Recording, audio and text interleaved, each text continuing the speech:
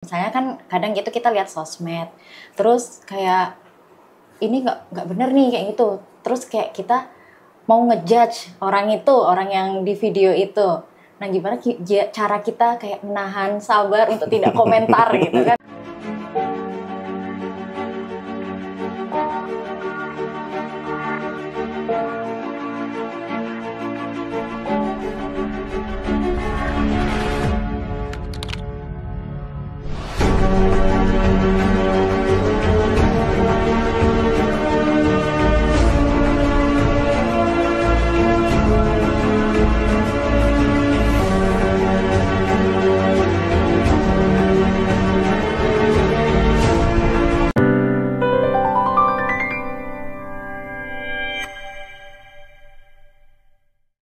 Assalamualaikum warahmatullahi wabarakatuh. Waalaikumsalam warahmatullahi wabarakatuh. Kembali lagi bersama Tali Kata Podcast. Dan kali ini saya ditemani oleh narasumber yang bernama Bapak Amron Sudarmanto. Assalamualaikum. Oke, selamat datang Bapak. Bagaimana kabarnya nih hari ini? Alhamdulillah sehat walafiat walaupun masih kondisi lapar-lapar haus menanti buka puasa ya. Betul sekali. Bagaimana nih Pak kesehariannya selama bulan Ramadan ini? Apakah ada kegiatan yang favorit untuk dilakukan seperti itu mungkin? Ya, alhamdulillah selama Ramadan sebenarnya aktivitas seperti biasa ya, kita beraktivitas sebagai pekerja yang punya profesi lainnya juga pasti melaksanakan tugasnya dengan biasa lancar dan bisa saja sebagian mendapatkan dispensasi. Masuknya lebih siang yang mungkin biasanya setengah 8 jadi jam 8. Ini merupakan berkah kita. Dan juga dinikmati orang-orang yang non muslim juga masuk kantornya lebih siang, pulangnya lebih awal. Betul. Dan aktivitas yang favorit adalah menemani istri atau ibu-ibu kalau sore mencari camilan untuk takjil berbuka puasa. Itu rasanya nuansanya sungguh membahagiakan. Kita bisa ketemu teman, melihat kawan-kawan yang punya usaha kecil, UMKM, bisa jualan bareng-bareng. Dan yang menikmati pun bukan hanya orang muslim yang puasa saja, semuanya masyarakat ikut berbondong-bondong. Iya, betul sekali Pak. Memang suasana ngabuburit, cari takjil itu ngabuburit itu dari muda, tua sampai sudah mbah-mbah aja. Banyak yang mencari momen-momen ngabuburit menjelang buka puasa. Iya, benar sekali Pak. Nah, di episode kita kali ini kan kita membahas tentang konsep kesabaran dan aktualisasi diri nih Pak. Nah, konsep kesabaran itu seperti apa sih Pak kalau boleh tahu ini? Kalau menurut saya, sabar ini kan merupakan nilai positif yang bersifat universal.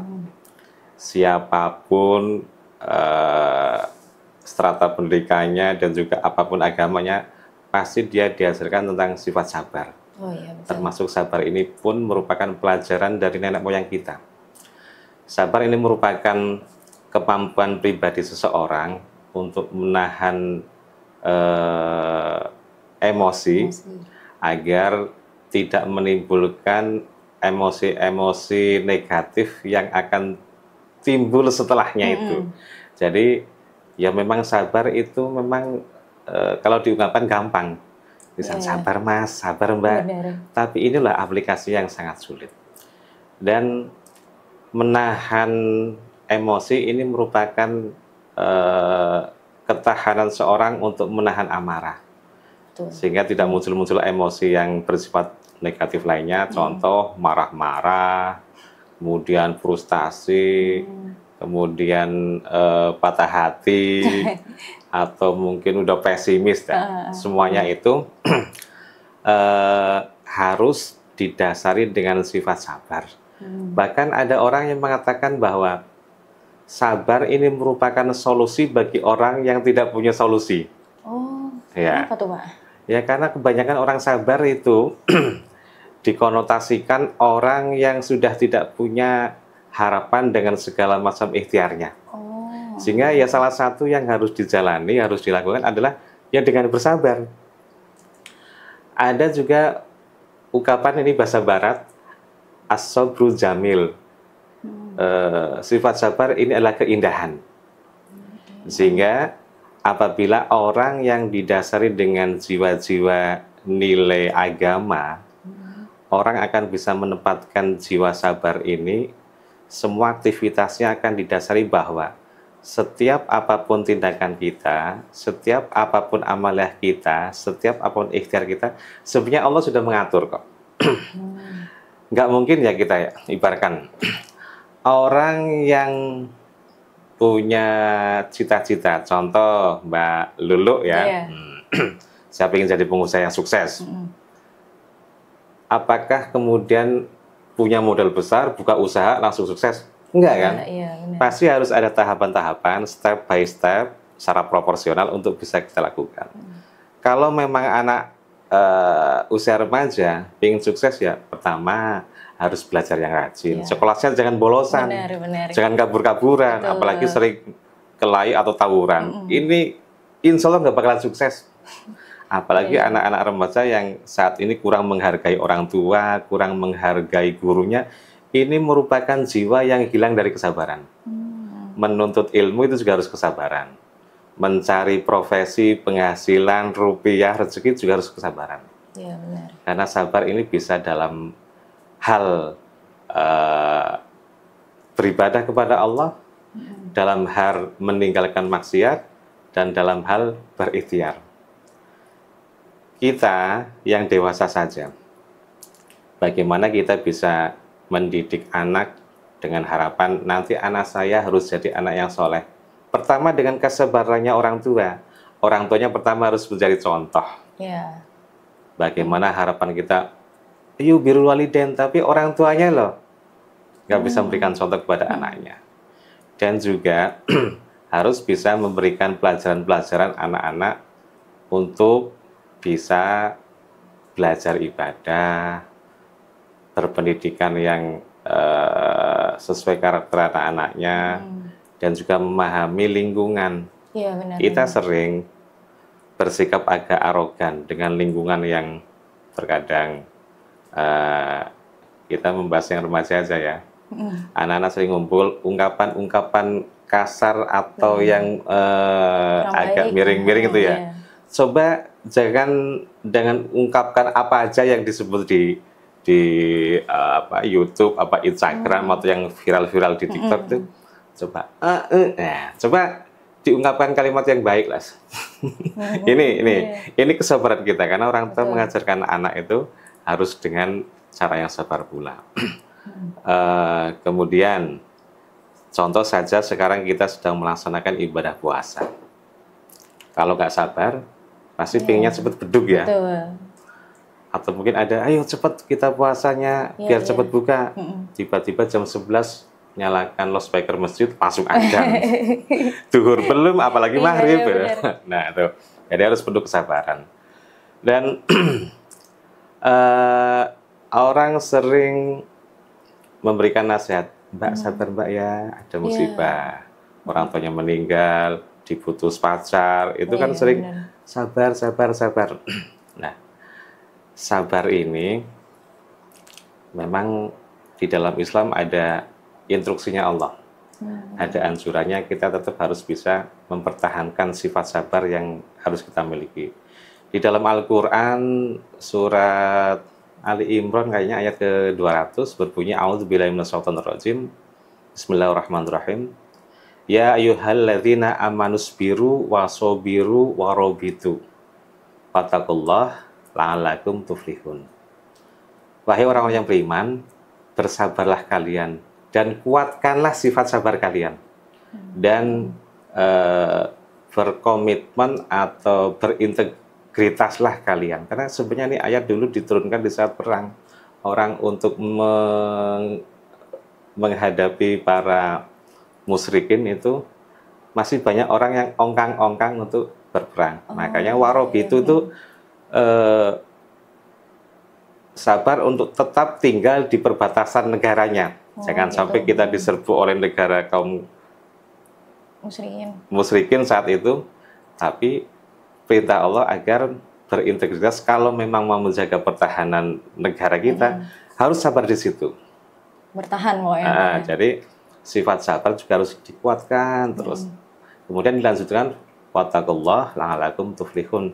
Maka bertakwalah kalian kepada Allah agar kalian menjadi orang-orang yang beruntung. Misalnya siapapun yang punya sifat sabar, baik yang anak-anak, yang remaja, yang dewasa, pasti nantinya akan menjadi orang-orang yang beruntung, gitu Mbak. Jadi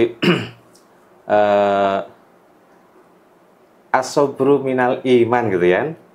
Sabar ini merupakan bagian dari iman. Orang yang memiliki sifat sabar ini mengidentifikasikan bahwa seorang tersebut memiliki nilai-nilai iman. Allah di saat menciptakan manusia itu juga menguji kita. Menguji bagaimana kita menerima nasib apa adanya, berserah diri full, atau juga mau berikhtiar. Sabar tidak hanya serta-merta pasrah bongkoan gitu ya. Pokoknya ya sudahlah, semua saya serahkan kepada Allah. Tidak. Tapi harus ada ikhtiar terlebih dahulu. Dulu zaman Rasulullah ada seorang sahabat yang mendekat kepada Rasulullah. Ya Rasulullah, saya ini sedang sakit. Mohon dong, tolong dong ya Rasulullah. Gampangnya begitu ya. Angkat tanganmu, saya aminkan. Rasulullah tidak serta-merta langsung mendoakan, ya Allah, berilah kesehatan, kesembuhan terhadap sahabatku ini. Enggak, tapi datanglah kamu kepada tabib, berobatlah terlebih dahulu. Setelah itu berdoa. Gitu. Jadi tidak semuanya dipasrahkan berdoa. Kita sekarang kalau mungkin punya keluhan sakit, apalagi yang sepuh-sepuh udah banyak penyakit ya berobat dulu. Konsultasikan dengan dokter yang menangani bidangnya itu, baru berdoa. Jangan berdoa dulu tanpa ada ikhtiar. Nah, karena Allah tidak akan merubah nasib suatu kaum kecuali dia berusaha dengan semaksimal mungkin untuk merubah sendiri. Innallaha la yughayyiru ma biqaumin hatta yughayyiru ma bi anfusihim. Sesungguhnya Allah tidak akan merubah nasib sebuah bangsa, suatu kaum, kecuali mereka akan berusaha dengan sungguh-sungguh untuk merubah nasibnya sendiri. Nah, inilah bagian dari sabar. Harus ada integritas kita bahwa kita ini makhluk Allah yang diberikan ujian, cobaan untuk dihadapinya dengan penuh keikhlasan. Oke, seperti itu. Ngomong-ngomong nih Pak, tentang puasa gitu. Kalau misalnya berbuka kan suka pakai yang manis-manis ya Pak ya? Iya, manis-manis. Ya. Nah, di sini kita ada Thalita Madu, yang dimana 100% madu murni dan juga yang pastinya sudah terverifikasi halal nih Pak. Dan juga manfaatnya tuh sangat baik untuk kesehatan, apalagi di bulan puasa ini kan stamina kita tuh pasti diuji gitu, apalagi siang-siang. Nah, ini sangat cocok sekali untuk kita berbuka puasa seperti itu Pak. Berarti Thalita punya produk madu juga. Iya, boleh lihat ya? Boleh Pak. Coba. Wah, luar biasa. Ini ada Thalita Honey. Thalita Honey. Ya, madu. Betul. Madu ya. Ini madu asli ya, bukan madu palsu ya. Madu asli. Soalnya kalau madu palsu dibawa pulang bikin ribut di rumah. Oh gitu Pak. Ini sangat baik untuk kesehatan, terutama bagi yang berbuka puasa, karena kita dianjurkan di saat berbuka puasa makan atau minumlah yang manis. Betul. Tidak hanya makan kurma saja, buah-buahan, tapi juga perlu asupan madu. Iya, betul. Madu, produk Thalita Group. Mudah-mudahan bisa menyehatkan fisik kita dan menambah kekuatan energi kita di saat berpuasa. Betul. Oke Pak, ngomong-ngomong nih tentang tantangan kesabaran di era digital ini Pak. Misalnya kan kadang gitu kita lihat sosmed, terus kayak ini nggak bener nih kayak gitu. Terus kayak kita mau ngejudge orang yang di video itu. Nah, gimana cara kita kayak menahan sabar untuk tidak komentar gitu kan? Kadang gitu orang ketikannya tuh cepet banget gitu. Sabar tidak hanya sikap saja, tapi bagaimana cara kita mengendalikan diri untuk tidak berucap dan tidak untuk bergerak seperti kita ya. Bener. Banyak orang membaca info, berita, atau share-sharean orang yang sebenarnya tidak sesuai dengan kata hati kita. Mungkin saja malah akan menggelitik dan juga bikin marah kita. Kita harus sadari bahwa setiap manusia punya kebebasan. Berpikir, berbicara, mengungkapkan pendapat. Bahkan itu kan dilindungi oleh undang-undang kan. Betul. Makanya semakin banyak kita mengingat Allah dengan berzikir kepada Allah, kita tidak harus memberikan jawaban atau komentar yang tajam kepada orang yang memberikan informasi, berita, atau narasi, atau opini yang sebenarnya ini salah. Karena kebenaran itu yang hakiki kan miliknya Allah. Kita memberikan penilaian ini positif, ini baik kan masih versi kita. Maka berbicarlah kita untuk memberikan komentar. Karena sering terjadi kita tujuannya memberikan tujuannya kritikan yang positif, nasihat, mengingatkan. Namun akhirnya akan terjadi permusuhan. Karena belum tentu diterima, saling jawab gitu. menjawab, sampai banyak komentarnya, akhirnya mencari-cari siapa dia, di mana tinggalnya, nanti akan semakin dikejar terus kan. Itu menyikapi sikap orang yang membangun opini atau persepsi atau tulisan yang negatif. Tapi juga menyikapi masa digitalisasi ini, kita yang laki, yang perempuan, terutama bapak-bapak ini, yang remaja, yang putra gitu. Era digitalisasi ini memang kita merasa bangga, senang, menguntungkan banyak hal dalam program-program kerja, pendidikan, dan sebagainya. Namun juga melalui media digital ini kalau kita tidak hati-hati akan merusak pahala puasa loh. Iya, betul. Saya jadi ingat, ada sebuah hadis yang diriwayatkan oleh Anas radhiyallahu anhu, berbunyi begini. An Anasin radhiyallahu anhu, an Nabi Muhammadin sallallahu alaihi wasallam qala Rasulullah sallallahu alaihi wasallam. Hamsun yuftirna shaimu. Ada 5 hal yang akan merusak pahala puasa. Di dalamnya yang kelima berbunyi an-nadharu bisahawati. Melihat dengan penuh syahwat. Tahu syahwat kan ya?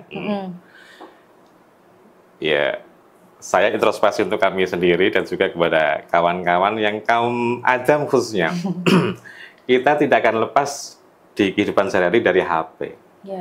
HP asal klik buka YouTube, buka Instagram, buka TikTok, dan lain sebagainya. Mau apapun yang kita cari, mau model perempuan yang seksi, yang terbuka auratnya, mau yang gial-gial, yang goyang-goyang, ini di hadapan mata kita. Kalau kita melihatnya dengan penuh syahwat yang negatif, maka ini eman-eman puasa kita. Iya, benar. Kam min shaimin laisa lahu min syamihi ilal ju' wal atos. Berapa banyak orang-orang yang berpuasa namun dia tidak mendapatkan pahala dari puasa, hanya mendapatkan ju' wal atos, lapar dan dahaga atau haus. Lah untuk menghindarinya hal tersebut, maka yang 5 hal ini yang Rasulullah sampaikan, an-nadharu bisahawati, melihat dengan penuh syahwat. Nah, kita tinggal di Bali apalagi ya. Banyak bapak-bapak, saya bukan bapak-bapak ya, katanya yang sering saya lihat bapak-bapak yang berprofesi di hotel sebagai tour leader travel, sebagai supir taksi, pemandu wisata dan sebagainya. Setiap saat melihat tamu-tamu yang terbuka auratnya, yang kayaknya ya secara dohir lebih bening daripada yang di rumah gitu ya. Kalau melihatnya syahwat ini, akan merusak puasa kita. Makanya media sosial, digitalisasi memang bagus untuk perkembangan teknologi, tapi juga semuanya harus bijak menggunakannya. Kalau kita hanya mengikuti hawa nafsu kita, maka bisa saja ibadah kita juga tidak akan diterima oleh Allah Subhanahu wa taala. Ya semuanya kembali kepada kita. Kesabaran, menahan diri. Intinya namanya sabar adalah menahan diri dari berbagai macam situasi, kondisi, agar tidak muncul lagi emosi-emosi yang lebih negatif lagi. Oke, baik Bapak. Karena ini kita sudah di penghujung acara nih Pak, boleh kasih kesan pesan bagi teman-teman yang berpuasa mungkin untuk menahan diri dan tetap sabar dalam menjalani puasa. Kalimat terakhir saya nih untuk kawan-kawan yang saat ini sedang menjalankan ibadah puasa, sabar. Betul. Mudah tapi berat. Tidak hanya sekedar diucapkan, namun harus direnungkan dalam relung hati yang sangat dalam. Namun ingatlah bahwa sabar ini merupakan kunci kesuksesan setiap manusia. Sabar bukan menyerah diri, angkat tangan, angkat bendera putih, namun sabar ini merupakan upaya dengan penuh ikhtiar, dengan berdoa mengharap ridhonya Allah dan izinnya Allah, sehingga suatu saat secara bertahap, apapun yang kita lakukan, apapun aktivitas kita, pasti akan menuju apa yang diharapkan, menjadi orang yang lebih sukses dan mulia di mata Allah Subhanahu wa Ta'ala. Oke, wah, bagus sekali ya teman-teman sharing ilmunya dari Bapak Amron. Semoga bermanfaat untuk kita semua. Dan sekian episode kali ini. Terima kasih sudah menonton. Saya pamit undur diri dengan Bapak Amron. Wassalamualaikum warahmatullahi wabarakatuh. Selamat berbuka puasa.